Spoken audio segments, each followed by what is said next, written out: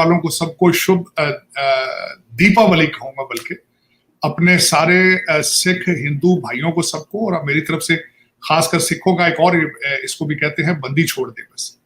और आपकी खासकर तस्वीरें मैंने देखी दिवाली सेलिब्रेशन की, और इससे भी बड़ी पार्टी जो है हम कर रहे हैं यहाँ पे संडे वाले दिन।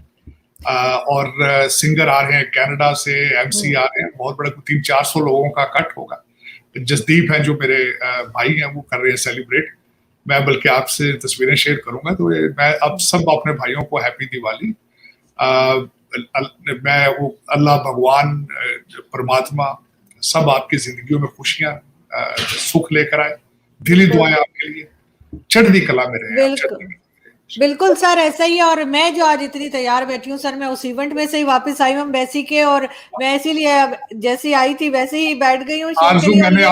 मैंने आपकी तस्वीरें एंजॉय की। मैंने लंच पे बैठा था, जैसी भाई को दिखाई उन्होंने, हमने बहुत एंजॉय किया। बड़े अच्छे गाने थे, बड़े दोस्तों के साथ सबका।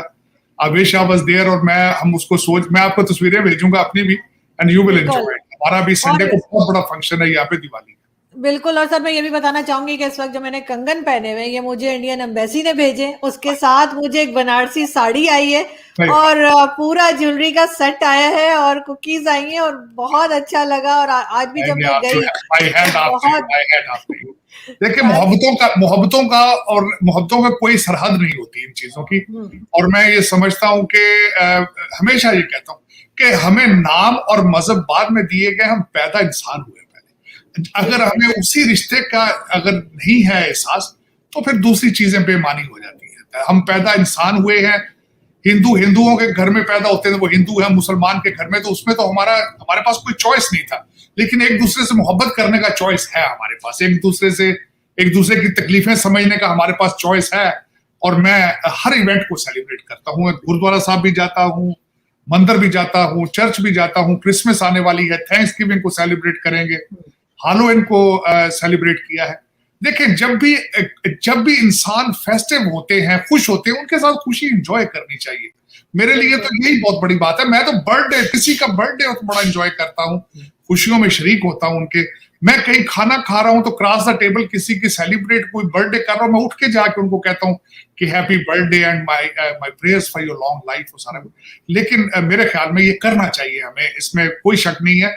बल्कि मैं सारे पाकिस्तान में खासकर रिक्वेस्ट करना चाहूंगा, आपके जो देखने वाले, हमें सुनने वाले हैं, हमारी सिंध और कराची के अंदर हमारी हिंदू बरादरी है, प्लीज आप जाएं, उनके साथ दिवाली में शरीक हों, उनकी खुशियों का हिस्सा बने। वो भी आपके बहन भाई हैं, और जो भारत के अंदर है, मुसलमान या दूसरे सारे जो माइनॉरिटीज हैं, उनको चाहिए कि मिल के दिवाली सेलिब्रेट करें, क्रिसमस को सेलिब्रेट करें। इससे आप यकीन करें, आप किसी के लिए नेकी नहीं करते, आप अपने लिए बेहतर करते हैं। जब आप खुश होते हैं तो आपका your mind and body it's good for your health. Matter of fact, तो मैं ये कहूंगा कि सब दोस्त जो हैं मिलके खुशियों में शरीक हो एक दूसरे के साथ। बिल्कुल ऐसे सर, ऐसे ही होना चाहिए। लेकिन सर अगर हम बात करें अफगानिस्तान की, अफगानिस्तान के सिटीजन जो यहाँ से निकाले जा रहे हैं काफी नाराज हैं, और उनके जो डिफेंस मिनिस्टर हैं उन्होंने भी ये कहा है कि पाकिस्तान वही करे जो वो खुद बर्दाश्त कर पाए। और इस बारे में भी काफी जो अफगानिस्तान के डिफेंस मिनिस्टर हैं और दूसरे लोग काफी नाराज हैं। लेकिन मैं आपको ये भी बताती चलूं इससे पहले कि आप अफगानिस्तान पे बात करें, कि जो अफगान महाजरीन पाकिस्तान से अफगानिस्तान वापस जा रहे हैं, उनको इस्लामाबाद पुलिस ने उनका सामान चोरी कर लिया है, और अब उसके ऊपर तहकीकात हो रही है, इन्वेस्टिगेशन बिठाई गई है कि ये सामान कैसे चोरी हो गया। देखें, कल मैं आरजू जब इस चीज को देख रहा था तो यकीन करें मुझे ये लग रहा, मैंने जब इसकी मुख्तलिफ वीडियोस देखी, टिकटॉक पे चीजें देखी, तो मुझे 1947 नजर आ रहा था, उसमें से उसकी झलक आ रही थी, जो कि जिसका मैं उस वक्त के जुल्मों सितम के साथ मैं एग्री नहीं करता। तो मैं देखें इनका जाना, क्योंकि मुहाजिरीन को कहा जाता, रेफ्यूजी कहा जाता था ना, जब परमानेंट सेटलमेंट तो थी नहीं, जाना तो उनका, लेकिन किसी सिस्टम के जरिए जाते।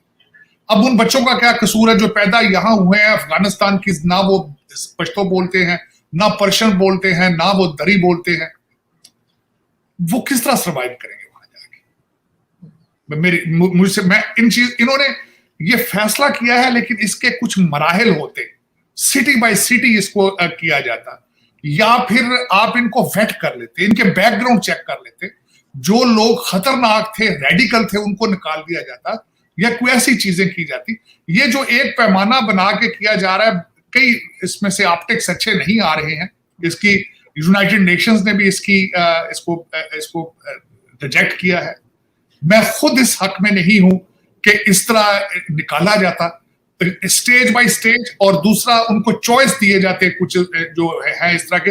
और फिर मैंने ये भी सुना है उनके साथ ज्यादतियां हो रही, जिस तरह आपने कहा है कि पुलिस इन्वॉल्व है। वैसे तो आपको मैं इतला देना चाहता हूँ, FIA की पिछले दिनों एक रिपोर्ट आई थी कि वो खुद लोगों को अगवा करके पैसे ले रहे हैं रैंसम में। तो ये तो फिर इस तरह ही है, पाकिस्तान में तो ये चलता है, ये कोई नई बात नहीं है, इट्स नॉट अ न्यूज, ये तो रूटीन है। लेकिन अब अच्छा, फिर उसके बाद ये है कि इसका रिएक्शन आएगा। रिएक्शन आपने जिस तरह बताया, उनके डिफेंस मिनिस्टर की स्टेटमेंट आ चुकी है, बल्कि बॉर्डर के ऊपर किसी दहशतगर्दी को बम मारने का भी इन्होंने कुछ उसको पकड़ा है। अगर इस तरह की चीज हुई तो फिर उससे ये चीजें मजीद खराब होगी। इसको चाहिए था कि किसी ऑर्गेनाइज तरीके से और कोई सिस्टम क्रिएट करके, और जो लोग यहां पैदा हुए हैं उनको चॉइस दिया जाता, जो लोग यहां नहीं पैदा हुए, जो इलीगल हैं या कोई इस तरह का सिलसिला है, वरना तो फिर आपने अभी रिसेंटली 12,000 पासपोर्ट तो अफगानी बाशिंदों को सऊदी अरेबिया के अंदर भी बेचे हैं आपने। अगर कहा जाए तो आपके सिस्टम या चीजें तो इंटैक्ट नहीं है। और दूसरा मैं ये और बात बताऊं, आपकी जो 98% दहशतगर्दी बढ़ चुकी है, टेररिज्म, उसके मुजाहरा अभी कल हुआ है। ग्वादर के अंदर 14 फौजी जो है वो शहीद, 14।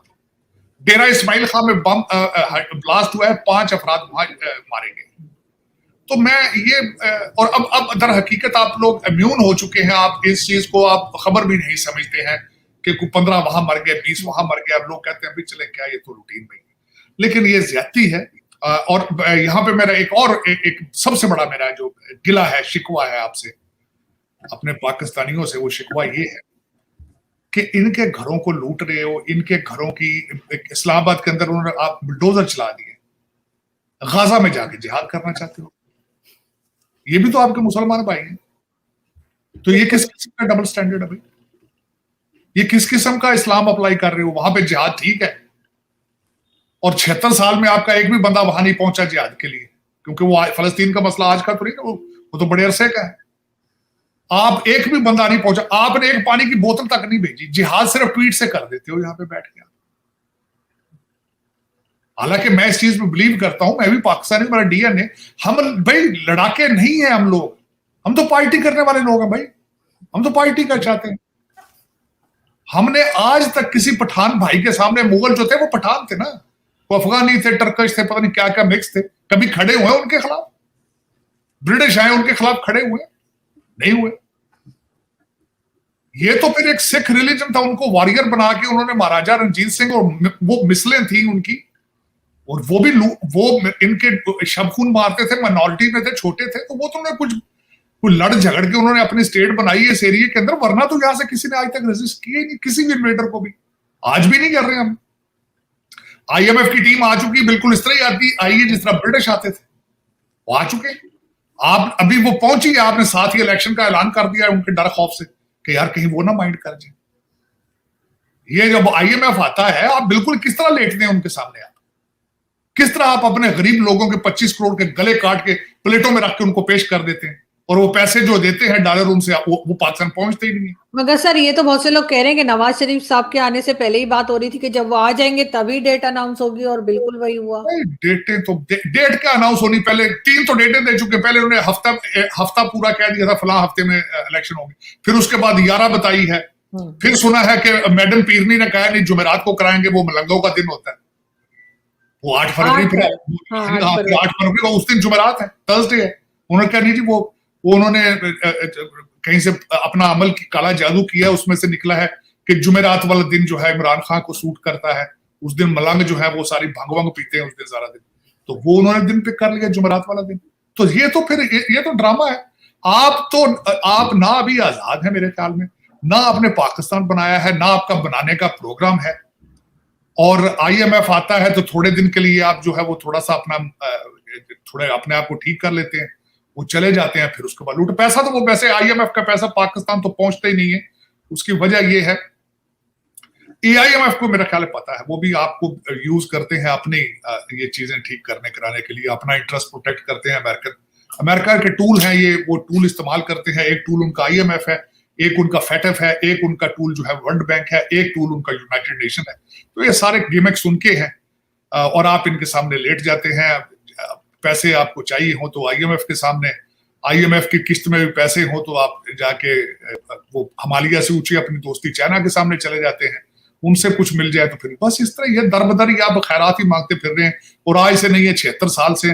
बल्कि मैंने आज ट्वीट की है, मैंने कहा मेरी समझ से ये बाहर है कि 2 बंदों को रिक्वेस्ट की है मैंने, तो ट्वीट की है कि हमारे आर्मी चीफ और जो सुप्रीम कोर्ट के चीफ है वो किस चीज का इंतजार कर रहे हैं। आपका सबसे बड़ा नंबर 1 प्रॉब्लम तो करप्शन का है। आपकी टोटल करप्शन है, हर चीज के अंदर करप्शन इन्वॉल्व है। उसके खिलाफ क्रैकडाउन क्यों नहीं कर रहे? कौन उनको रोक रहा है, मना कर रहे हैं? क्यों, कौन रोक रहा है?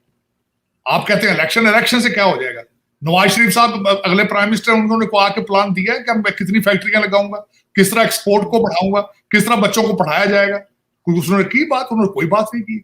वो तो सिर्फ एक चीज में बिजी है कि बच्ची चीफ मिनिस्टर बन जाए, भाई ये बन जाए, दामाद ये बन जाए। उनके तो यही बात, सीटें पहले डिसाइड कर लेंगे। कल मेरी किसी से बात हुई है, उन्होंने कहा 85 सीटें नून लीग की होंगी, 80 सीटें होंगी नून लीग की, 65 होंगी पीपल्स पार्टी की, दूसरी इधर उधर ये बांट देंगे जी छोटी मोटी इनको दूसरों को, और मखलूत गवर्नमेंट बनेगी, सारे मिलके खाएंगे। और वही जो इलेक्टेबल थे, वही गंदे चेहरे जो हैं, वही अपना वो धो के अपने पार्टियां शार्टियां वही पुरानी शराब बोतल में डाल के सामने रख देंगे, सारे मिलके खाएंगे, फिर लूटेंगे। सर फैसल वाउडा तो यही कह रहे हैं, हम भी कंधे पे चढ़ के आए थे, अगली गवर्नमेंट भी ऐसे ही आएगी। तो इसका साफ मतलब है कि इस वक्त भी फौज ही इन्वॉल्व होगी इलेक्शंस के टाइम पे। भाई देखें, आपके पास क्या चॉइस है?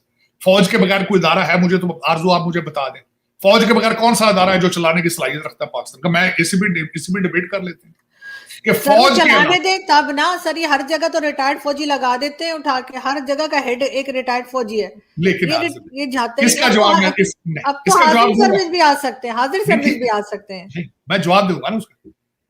वो जो रिटायर्ड फौजी आते हैं या दूसरे फौजी आ रहे हैं, वो है तो पाकिस्तानी, पाकिस्तान में रहते हैं ना।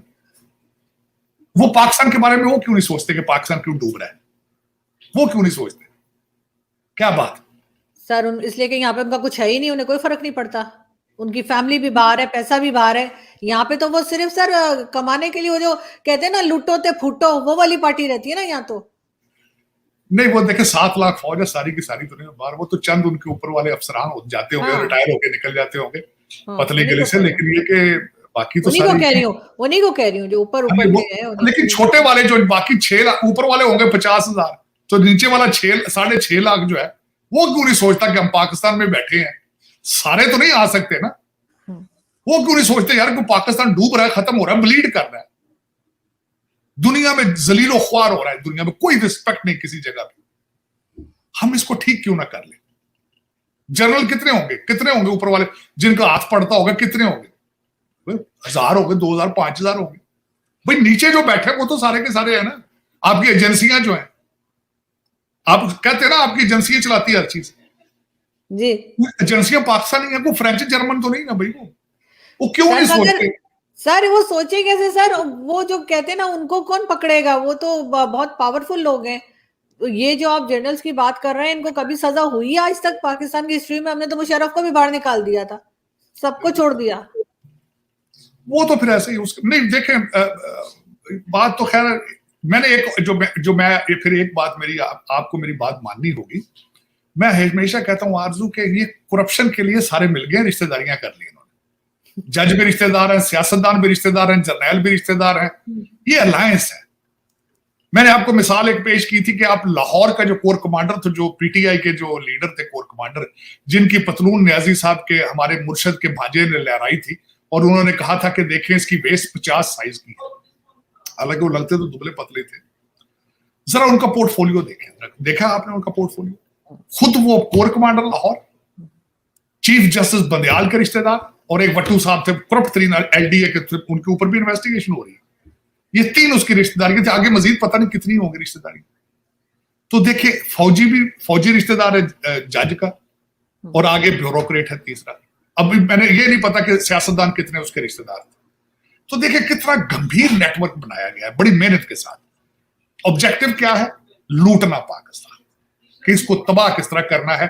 और इन सब के घर जो है वो सारे लंदन या टोरंटो में या अमेरिका में, सबके बच्चे भी यही है और इनको पता है, आपकी एजेंसियों को भी पता है, सबको पता है, क्योंकि इस घिनौने जुर्म के अंदर सारे शरीक हैं। लेकिन ना मैं ये कहूंगा, वो कहते अपने आप को पाकिस्तानी, आपकी ट्रेजेडी ये है, हालांकि वो पाकिस्तानी नहीं, अपनी मादरे मिलत के कपड़े फाड़ने वाला शहरी तो नहीं हो सकता। और 76 साल से फाड़ रहे हैं, आज के नहीं फाड़ रहे। ये बड़ा ये आपका ये सारा। सर इमरान खान ने भी जो है वो दरखास्त दे दी है अदालत में जमानत के लिए, इलेक्शन से पहले बाहर आ जाएंगे खान साहब? हाँ साहब बाहर आए, अंदर भी तो हॉलीडे में बैठे हैं, वो 8 कमरे हैं, 9 डॉक्टर हैं उनके पास 8 कमरों में और 9 डॉक्टरों में है। उनकी तस्वीर अगले दिन निकाली गई है जब वो अटक से अडयाला आ रहे थे। वो एक न्याजी साहब है जो डीएसपी, उन्होंने गाड़ी में सेल्फी बनाई। यकीन करें ऐसे लग रहा था अभी फेशियल हुआ उनका, एक एक बाल किसी ने हाथ से पकड़ के काला किया हुआ था। वरना अगर 71 साल का बंदा 2 दिन शेव ना करे, वो खुद शीशे में अपनी शक्ल देख के डर जाता है। इनके फेशियल हुआ था भाई बंदे का। हफ्ते में 2 दिन रान खाते हैं बकरे की, देसी घी में बना के, बाकी दिन देसी मुर्गियां खाते हैं। मैंने किसी से पूछा 8 कमरों में किस तरह, उन्होंने एक कमरे में जिम बना रखा है उन्होंने। साइकिल इनकी मर्जी का 7.5 लाख का लेके दिया, पहला जो 2.5 लाख का इनको पसंद नहीं था, 7.5 लाख का दूसरा लिया। राड वगैरह लगाए हैं, एक कमरा तो जिम हो गया, एक कमरे में लाइब्रेरी है, 10 चैनल देखते हैं सारा दिन, वो 10 चैनल उनको दिए गए हैं, अखबार देने की सहूलत है, एक बावर्ची दिया गया स्पेशल, हफ्ते में एक दफा बीवी मिलने आती है, हफ्ते में एक दफा बहनें मिलने आती हैं, हफ्ते में 4 दिन वकीलों के साथ गपशप लगाते हैं, हफ्ते में एक दिन कुछ अपने बच्चों से बात करते, पहले नहीं करते थे बात, पहले उनसे बात नहीं करते थे, अब बात उनसे भी करते हैं जो लंदन में बैठे हैं। वो अपने कोड वर्ड देते होंगे, उनको बताते होंगे फलां अकाउंट में पैसे फलां में निकाल लेना। लेकिन मुझे एक बात समझ नहीं आई, ये किस किस्म का पाकिस्तान है, ये किस किस्म।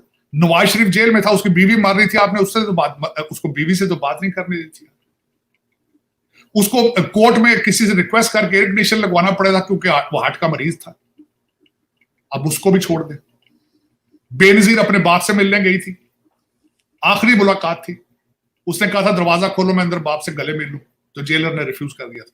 जेलर पीछे खड़ा रहा था कि अपने बाप से बातें क्या करती। और ये मुर्शद जो मजहबी रहनुमा है, ऑक्सफोर्ड ग्रेजुएट, ये कहता था इस मुल्क के अंदर में 2 कानून नहीं चलने। 8 कमरे किसी कैदी को दूसरे को दिए इन्होंने। किसके कमरे की दीवारें तोड़ के उसके एक्सरसाइज की जगह बनाई गई है। किस कैदी के बारे में जज आज आपके मुल्क में कह रहा है कि मैं इसको स्विमिंग पूल के अलावा हर चीज दूंगा मैं। ये किस किस्म के मुल्क में बैठी हैं आजू आप? ये मुल्क है, इसको कंट्री कहेंगे आप?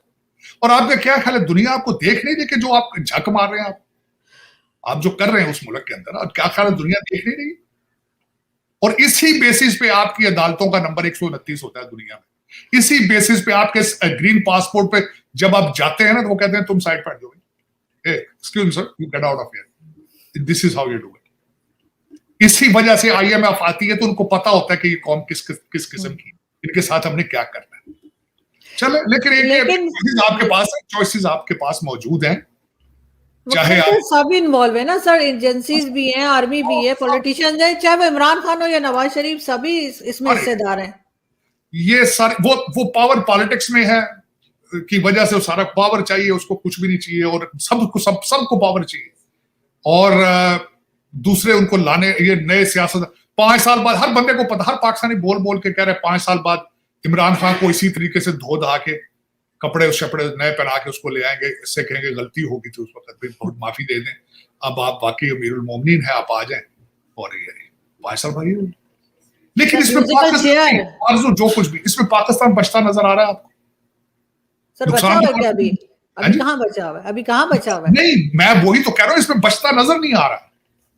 जिस सारे सर्कमस्टांसेस के अंदर अगर देखा जाए तो पाकिस्तान के लिए कुछ नजर नहीं आ रहा। CIA का जो हाल किया सर आपके सामने है। लेकिन सर मेरी आपसे बात हुई थी तो आप कह रहे थे कि आप इंडिया जाने वाले हैं, आपने इंडिया विजिट करना है। तो सर मोदी जी जो आइडियाज चुरा के ले गए यहाँ से नवाज शरीफ साहब से इकोनॉमी के, वो कहाँ है? नवाज शरीफ साहब का अपना स्टेटमेंट है कि वो कोशिश करूंगा, वो ले गए, वो ले आइए सर। कोशिश करूंगा उनसे कहूं भाई वो हमारी जो चोरी की हुई जो नक्शे आप लेकर आए थे इकोनॉमी के, और वो जो चंद्रयान आपने हमने बनाना था, क्योंकि मेरे जो नए वजीर आजम ने लंदन से कहा था वो हमारा था, तो मैं कहूंगा मोदी जी वो चंद्रयान के नक्शे वापस दे दें, तब भाई हमारा भी दिल कर रहा है कि जो चंदा मामू के पास जाए, तो कहूंगा, बात करूंगा, रिक्वेस्ट करूंगा उनसे जाके।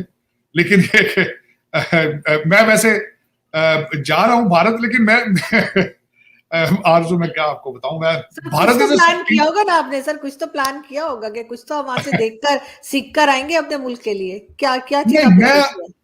सबसे पहले तो मैं बताऊं आपको, मैं भारत को भी अपने मुल्क समझता हूं। सबसे बड़ी बात तो ये है, मैं उसको एज ए फॉरेन कंट्री समझ के नहीं जाता, क्योंकि मैं जब वहां जाता हूं मुझे महसूस नहीं होता कि I'm on a foreign soil।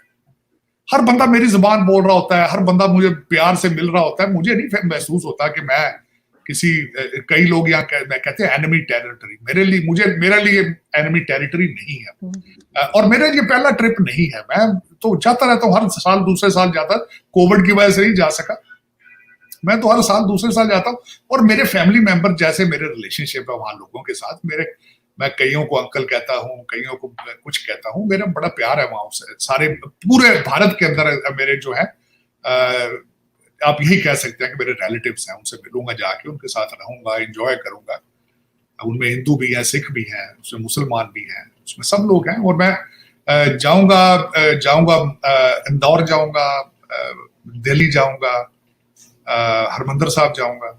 मैं जब भी गया हूँ तो मेरे साथ जसदीप होते हैं हमेशा, तो मैं वैसे भी हरमंदिर साहब मैंने लाजमी जाना होता है वहां पे, और मैं I feel very relax there at the same time, मुझे खुशी होती है जाके वहां पे। और मैं अमृतसर को बड़ा एंजॉय भी करता हूँ, दिल्ली को बड़ा एंजॉय करता हूँ, इसमें कोई शक नहीं, बहुत दोस्त हैं दिल्ली के अंदर भी। और इंदौर तो मेरा जिस तरह के इट्स माय सेकंड होम, मैं इस तरह समझता हूँ कि I was born raised there, क्योंकि मैं जाता हूँ वहाँ, सारे जो जसदीप के दोस्त हैं, एक तो दिल्ली कॉलेज है, जिस तरह का एचईएसएन कॉलेज है लाहौर में, इसी तरह का उसको कहते हैं दिल्ली कॉलेज, वहां से पढ़े हैं जसदीप।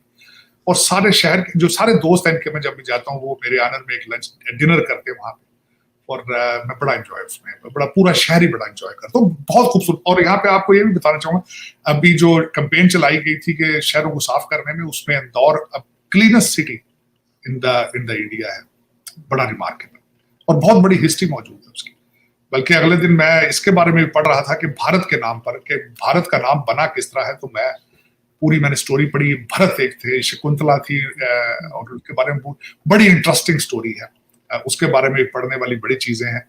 लेकिन भारत इज वर्थ सीइंग। मेरा दिल करता है कि कभी बॉर्डर साफ हो तो हर पाकिस्तानी जाके देखे भारत को, हिस्ट्री को एंजॉय करें, लोगों को एंजॉय करें, खानों को एंजॉय करें, जबानें एंजॉय करें। मेरी एक ख्वाहिश है, वो देखे कब पूरी होती, कि गाड़ी लेकर मैं खुद चला के या किसी के साथ बैठकर पूरे भारत का चक्कर लगाऊं। और मैं सबसे बड़ी एक बात जो मैंने नोट की, जो मेरे लिए सबसे ज्यादा अच्छी है, और हर एक को मैं कहता हूं कि कोई खतरा नहीं है, कोई खौफ नहीं है, कोई पुलिस पकड़ नहीं रही है, कोई पूछ नहीं रहा है भाई आप कहां से हो, क्या है।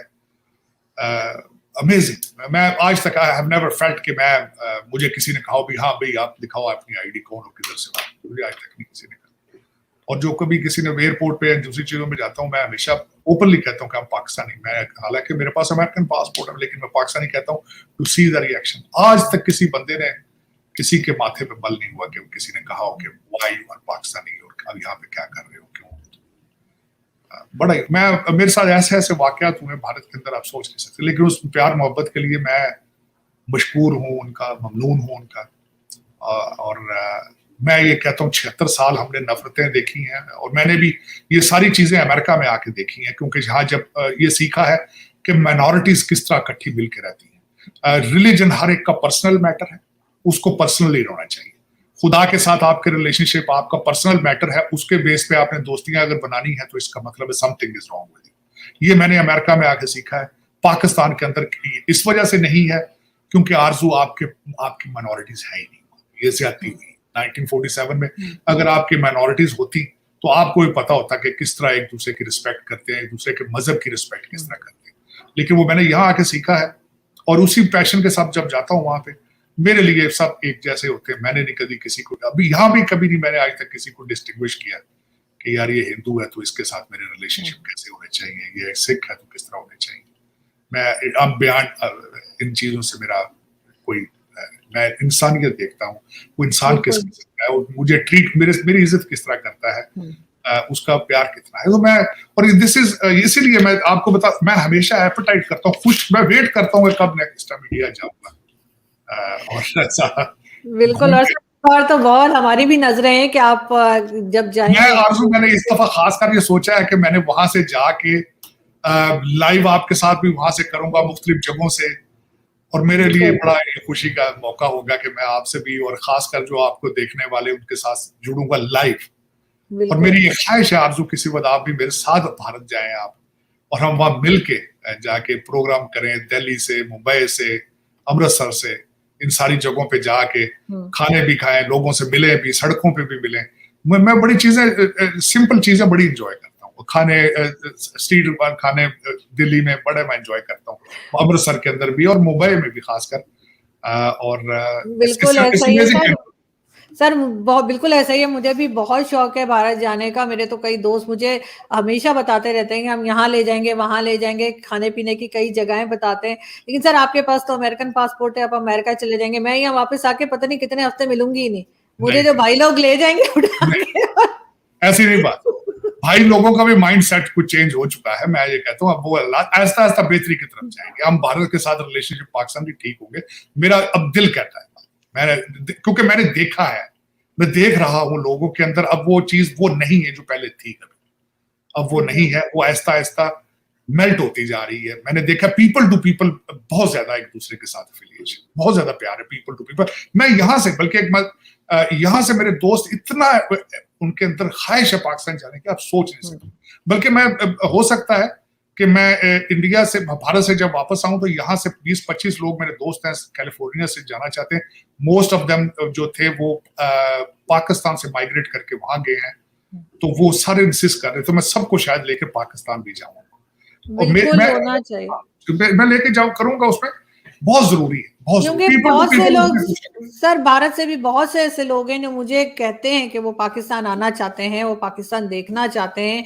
और बहुत से तो खैर ऐसे हैं जो कि आप समझे कि जिन्हें यूनिवर्सिटीज और कॉलेजेस और उन सब में भी जाने का शौक है पाकिस्तान की, कि वो देखें कि किस तरह के स्टूडेंट्स हैं और जगहों को देखना चाहते हैं। लेकिन जाहिर है वीजा सर्विसेज जो है, या वीजा बहुत मुश्किल से मिलता है आम सिटीजन को। मैं वो कहता थोड़ा सा हूँ टर्म्स बेहतर हो तो शायद वीजा की भी सहूलत हो जाए। नहीं होगी, उसमें होना चाहिए। लेकिन मेरा जो ख्वाहिश है वो ये है कि जो लोग खासकर पाकिस्तान से भारत गए थे, जो भारत से यहाँ आए हैं, खासकर उनको कुछ थोड़ा रिलैक्स करें वीजा अपना, ताकि अपने घरों को आके देखें, अपनी जगहों को आके देखें। और आपको पता नहीं आरजू, मेरे साथ मेरे दोस्त जाते हैं, जब वो अपने इलाकों में जाते हैं तो ऐसा एक प्राइसलेस किस्म की फीलिंग्स होती है कि आप सोच नहीं सकते। मेरे साथ गए थे ना, आपको तो पता ही, मेरे बच्चे की शादी में यहाँ से तकरीबन 40 लोग अमेरिका से गए थे। तो वो जब अपने गांव में मैं उनको उनके इलाकों में लेके जाता था, उनके घरों में, आप सोच नहीं सकते, प्राइसलेस फीलिंग्स होती हैं। और यही इसी तरह जो लोग वहां गए, वहां से अब उनको आहिस्ता आहिस्ता इनको चाहिए कि उनके एटलीस्ट अपने घरों को देखें, अपने बच्चों को लेकर आए, और उनको बताया जाए कि अपना हेरिटेज देखो, अपना कल्चर देखो। इस दिल बड़ा करना चाहिए मेरे ख्याल। बिल्कुल ऐसा होना चाहिए।